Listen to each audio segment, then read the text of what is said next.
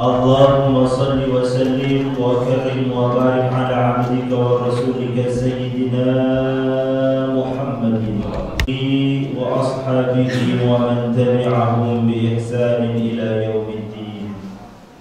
فقد قال الله تعالى في كتابه الكريم: أعوذ بالله من الشيطان الرجيم، بسم الله الرحمن الرحيم.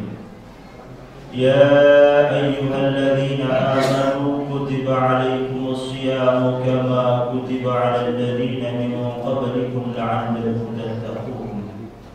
وقال النبي صلى الله عليه وسلم: من صام رمضان إيمانا واحتسابا غفر له ما تقدم من ذنبه. وقال أيضا: من قام رمضان إيمانا واحتسابا غفر له ما تقدم من ذنبه. صدق الله العظيم وصدق رسوله النبي الكريم ونحن على ذلك من الشاهدين والشاكرين. أما بعد.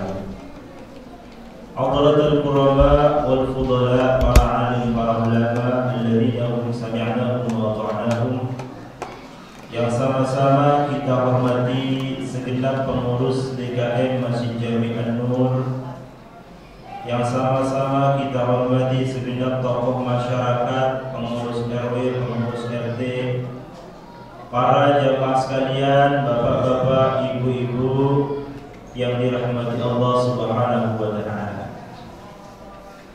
Alhamdulillah, pada malam yang ke-9 ini Allah Subhanahu wa taala memberikan nikmat, taufik dan hidayah kepada kita semua sehingga kita bisa berkumpul bermuajahah dalam rangka melaksanakan sholat isya berjamaah, kemudian mengikuti rangkaian pelaksanaan sholat sunat tarawih secara berjamaah. Alhamdulillah, Bapak Ibu kita adalah orang-orang yang dipilih oleh Allah Subhanahu wa taala. Kalau bukan karena kasih sayang Allah, kalau bukan karena hidayah petunjuk Allah Subhanahu wa taala, mungkin saat ini kita tidak berada di tempat yang mulia ini. Barangkali ada di antara saudara-saudara kita, tetangga-tetangga kita yang saat ini tidak punya kesempatan untuk datang ke tempat ini. Apakah itu karena kekenyangan, menyantap buka puasa yang tidak terkendalikan? Apakah itu karena kelelahan, ataukah karena kecapean dan tidak ditakdirkan oleh Allah berada di tempat yang mulia ini untuk melaksanakan sholat isya berjamaah dan sholat tarawih berjamaah? Alhamdulillah, kita semua dipilih oleh Allah, diberikan kesempatan untuk melaksanakan atau mengumpulkan amal saleh sebanyak-banyaknya. Ini adalah merupakan karunia Allah yang sangat luar biasa kepada kita. Karena esok belum tentu kita diberikan kesempatan seperti ini. Saat ini, detik ini, kita sempat oleh Allah Subhanahu wa taala diberikan sehat, kita manfaatkan dengan sebaik-baiknya insya Allah. Salawat beserta salam mudah-mudahan tetap tercurahkan kepada junjungan kita Nabi besar Muhammad sallallahu alaihi wasallam. Dan mudah-mudahan kita semua kelak di yaumil qiyamah mendapatkan syafaatnya. Amin amin Allahumma amin. Hadirin hadirat, bapak-bapak, ibu-ibu, para jamaah sekalian yang dirahmati Allah Subhanahu wa taala. Bersyukur lagi kepada Allah. Hari ini malam ke-9, insya Allah kita besok akan melaksanakan puasa yang ke-9. Kata Nabi Sallallahu Alaihi Wasallam, puasa itu ada beberapa fasenya. Awaluhu rahmah, wa awsatuhu maghfirah, wa akhiruhu itqun minan nar. Ibarat dalam perlombaan para jamaah sekalian, ada babak penyisihan, ada babak semifinal, dan ada babak final. Kita hampir saja melewati 10 awal terakhir bulan Ramadan. Ini artinya kita bisa melewati babak penyisihan, Pak. Karena kalau sudah malam ke-11, apalagi malam ke-21, ya, bukan merupakan rahasia, akan tapi sudah biasa Pak. Mudah-mudahan di sini tidak. Sudah biasa di masjid-masjid, di musola-musola ataupun tempat-tempat tarawihan ada kemajuan. Ada kemajuan, betul. Apa yang maju? Jamaahnya. Ini kalau dihitung 1, 2, 3, 4, 5, 6, ada 7 shaf di dalam. Perempuan ada 1, 2, 3, ada 3 shaf. Alhamdulillah. Malam ke-21, kalau yang di dalam tinggal 3 shaf saja. Alhamdulillah. Apalagi ada anak-anak muda nih yang tarawih. Kalau orang-orang tua yang tarawih, insya Allah ya konsisten sampai terakhir. Berapa shaf? 1 masjid penuh. Tapi kalau anak-anak muda, ibu-ibu muda khawatir seperti tempat-tempat yang lain para jamaah sekalian. Malam ke-21, 22, 23 dan seterusnya bukan masjid yang penuh tapi tempat-tempat belanja, mall yang penuh. Karena sekarang ada online shop, mudah-mudahan tarawih tetap penuh Pak. Amin Allahumma amin. Karena babak penyisihan ini tidak semua orang bisa melaksanakan, ya. Karena yang diharapkan nanti dari kita adalah idkun minan nar. Seperti apa yang disebutkan Idul Fitri, kembali kepada fitrah. Setelah kita idkun minan nar, terbebas dari api neraka, berarti kita telah mengikuti rangkaian pelaksanaan Ramadan dengan sebaik-baiknya.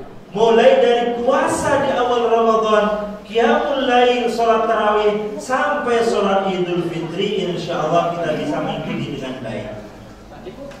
Para jamaah sekalian yang dirahmati Allah Subhanahu wa taala, orang berada atau memasuki bulan Ramadan itu seperti orang masuk pondok pesantren, Pak. Seperti orang kuliah, seperti orang sekolah. Kenapa? Karena di dalamnya banyak pelajaran-pelajaran yang semestinya tidak hanya dilakukan pada bulan Ramadan, akan tetapi lebih penting kita laksanakan pada bulan-bulan yang lain selain bulan Ramadan maksudnya. Ironis sekali kalau kita melakukan ibadah atau melakukan apapun hanya pada bulan Ramadan. Sholat berjamaah penuh, zuhur, asar, maghrib, isya dan subuh hanya pada bulan Ramadan. Kita bersedekah hanya pada bulan Ramadan. Kita istighfar, kita berzikir pada Allah, kita membaca Al-Quran. Sayang sekali kalau hanya pada bulan Ramadan. Makanya saya katakan tadi, memasuki bulan Ramadan sama seperti orang masuk pondok pesantren. Nanti yang terpenting itu adalah setelah bulan Ramadan 11 bulan yang lain yang perlu kita praktikkan tuh pelajaran-pelajaran pada bulan Ramadan. Lalu pelajaran apa? Sudah banyak para penceramah, para ustadz yang menjelaskan. Malam ini saya akan mengingatkan kembali. Lalu pelajaran apa sih yang perlu kita tegaskan, yang perlu kita pelajari dengan khusus ataupun pelajari dengan serius di bulan Ramadan ini? Ingat kata Allah Subhanahu wa taala, ya ayyuhalladzina amanu kutiba alaikumusyamu kama kutiba alal ladzina min qablikum la'allakum tattaqun. Jadi kita ditempa di bulan Ramadan ini, dididik di bulan Ramadan ini, ya, kita melaksanakan amalan-amalan ibadah, rangkaian puasa, sholat tarawih, qiyamul lail dan lain-lain, la'allakum tattaqun, supaya kita menjadi orang yang bertakwa. Kenapa dengan takwa? Sepenting apa takwa itu? Penting, Pak. Penting, Bu. Takwa ini adalah penyelesaian masalah tanpa masalah, itu adalah takwa. Kata Allah Subhanahu wa taala di dalam Al-Qur'an, "Walau anna ahlal qura amanu wattaqau la fatahna lafatahna 'alaihim barakatin minas sama'i wal ardh. Seandainya penduduk suatu negeri beriman dan bertakwa, wattaqau, lafatahna 'alaihim barakatin minas sama'i wal ardh. Kata Allah, tentu pasti saya bukakan pintu-pintu, lafatahna 'alaihim barakat, beberapa keberkahan, kebaikan-kebaikan minas sama'i wal ardh, dari langit dan bumi. Jadi kalau kita menginginkan orang yang baik di dunia sampai ke akhirat, raihlah takwa, pelajarilah takwa, upayakan takwa. Takwa itu bukan hanya terletak di pakaian, Pak. Bukan terletak di identitas. Oh itu ustaz, oh itu takwa. Oh itu kiai, itu takwa. Pakaiannya bagus, itu takwa. Tidak. Akan tapi semua di antara kita, ataupun itu yang ustaz, ataupun yang kiai, yang pejabat, yang pedagang, semuanya bisa meraih takwa dengan sebaik-baiknya. Tidak ada ukuran ustaz lebih baik takwanya daripada petani, nggak ada. Karena takwa itu sendiri adalah melakukan apa yang diperintahkan oleh Allah dan menjauhi apa yang dilarang oleh Allah Subhanahu wa ta'ala. Lalu pelajaran apa yang perlu kita upayakan, yang perlu kita pelajari dengan serius di bulan Ramadan kali ini? Al-Quran memberikan kriteria atau tanda-tanda untuk orang yang bertakwa. Nah inilah yang harus kita upayakan. Kita lihat surah Ali Imran ayat 17, Allah Subhanahu wa ta'ala berfirman, takwa itu as-sabirin, adalah orang-orang yang sabar. Orang-orang yang sabar. Apakah Ramadan mengajarkan tentang kesabaran? Apakah puasa mengajarkan tentang kesabaran? Tentu sudah jelas mengajarkan tentang kesabaran. Karena puasa adalah artinya menahan. Menahan dari lapar, menahan dari haus, menahan dari hawa nafsu. Menahan dari lapar, menahan dari haus bisa, tetapi kalau tidak bisa menahan dari hawa nafsu, maka puasa kita akan sia-sia. Meskipun ada makanan di depan kita, hidangan yang luar biasa, ada es buah, ada sate, ada gulai, kita disuruh untuk bersabar. Kalau belum waktunya makan, tidak boleh makan. Tunggu waktunya, nanti maghrib baru boleh makan. Pelajaran kesabaran di situ. Kalau kita sedang menaiki kendaraan bermotor, apakah itu sepeda motor ataupun mobil, sabar terapkan, Pak. Jangan kita bulan Ramadan naik motor ada lampu merah, ya kan? Kita udah nggak sabar, tantin aja dari belakang, tin, nggak sabar. Sabar. Kita misalnya disalahin orang, ataupun di keluarga kita ada yang tidak sejalan dengan kita, sabar. Tahan hawa nafsu, tahan amarah. Kenapa? Karena amanah dalam puasa memang seperti itu. Kalau kita tidak bisa menahan lapar, tidak bisa menahan haus, tidak bisa menahan dari segala hal yang membatalkan, apalagi tidak bisa menahan dari hawa nafsu, keinginan-keinginan yang dilarang ketika kita melaksanakan ibadah puasa Ramadan, berarti puasa kita sia-sia. Nah, 11 bulan yang lain perlunya kita menahan dari sabar, menahan hawa nafsu maksudnya. As-sabirin. Kemudian yang kedua, kriteria orang yang bertakwa itu was-sadiqin, orang-orang yang jujur. Jujur dalam perilakunya, perkataan dan perilakunya itu jujur. Maksudnya bagaimana para jamaah sekalian, apa yang kita katakan dan apa yang kita lakukan senada dan seirama, jujur. Contoh kecil, contoh yang sangat sederhana, Pak. Sholat 5 waktu, ataupun sholat yang lain. Kalau kita jujur para jamaah sekalian, sholat itu akan kita laksanakan di luar sholat. Kenapa? Karena sholat adalah komunikasi kita dengan Allah Subhanahu wa ta'ala. Salat ibaratkan janji-janji yang kita ucapkan di hadapan Allah Subhanahu wa ta'ala. Yang baca doa iftitahnya inna salati wa nusuki wa mahyaya wa mamati lillahi rabbil alamin. Inna salati, sesungguhnya salatku ya Allah, wa nusuki, ibadahku ya Allah, wa mahyaya, hidupku ya Allah, wa mamati, dan matiku ya Allah, lillahi rabbil alamin, milik Allah Tuhan semesta alam. Kita sudah berikrar di dalam salat, belum lagi dalam surah Al-Fatihah. Al-Fatihah jangan sampai waladhdallin, Pak. Alhamdulillah saja. Alhamdulillahi rabbil alamin. Mengerti artinya? Segala puji bagi Allah. Lalu kalau segala puji bagi Allah, buatlah kita terpuji. Jangan senang dipuji, jangan senang ingin dipuji. Alhamdulillah, karena segala pujian itu adalah lillahi, milik Allah. Nah, upaya jujur dalam perkataan dan perbuatan juga bisa kita praktikkan di dalam al-sholat. Belum lagi at-tahiyat sampai innaka hamidun majid.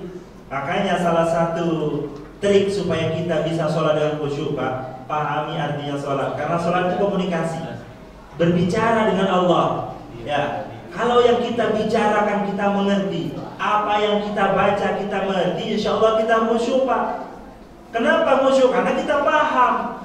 Kalau nggak paham, kadang-kadang kalau nggak paham, Pak, ya, yang paham aja belum tentu khusyuk. Ya, kalau nggak paham ketika sholat Allahu Akbar, kalau sebelumnya lagi ngitung duit, wah duit kurang 1000 ya. Dalam sholat pasti ingat tuh, yang 1000 ada di situ. Allahu Akbar, sebelum sholat nyari kunci motor. Kunci motor di mana ya? Ketika sholat ingat, Pak. Suka kayak gitu. Allahu Akbar, ada pekerjaan yang belum terselesaikan dalam sholat, ingat. Allahu Akbar, menangis terseduh-seduh. Kenapa? Karena banyak hutang-hutang yang belum terbayarkan, bukan karena sholatnya. Masya Allah. Nah, antara sholat, karena sholat itu didirikan, ya, antara sholat dan perbuatan sehari-hari itu sinkron, senada dan seirama. Itulah orang yang jujur, wassadiqin. Ya, tidak hanya membual.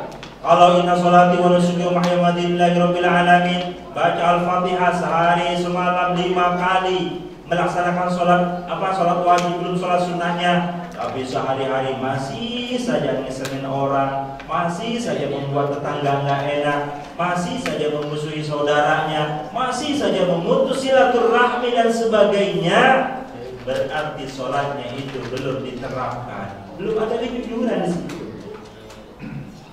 As-sabirin was-sadiqin wal qanitin, dan orang-orang yang taat.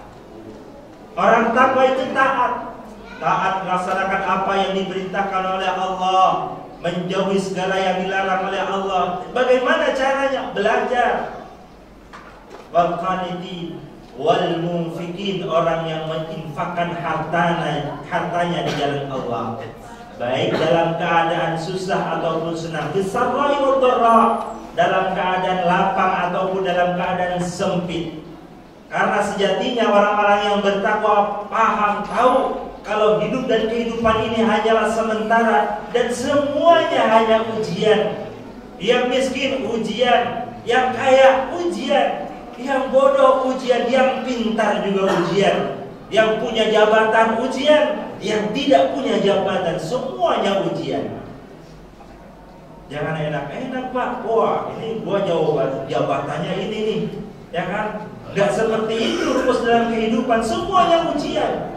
Kaya ujian, miskin ujian. Hanya saja sampai saat ini belum ada orang yang kaya karena duitnya banyak ngomong tuh sama tetangga, gua lagi dicoba nih, lagi diuji. Kenapa? Duit gua banyak banget sekarang. Gak ada, Pak. Yang ada diem-diem. Nah, kalau nggak punya duit, lagi keadaan susah, baru tuh lagi diuji nih, orderan sepi banget, duit nggak ada, seperti itu. Padahal dua-duanya adalah ujian.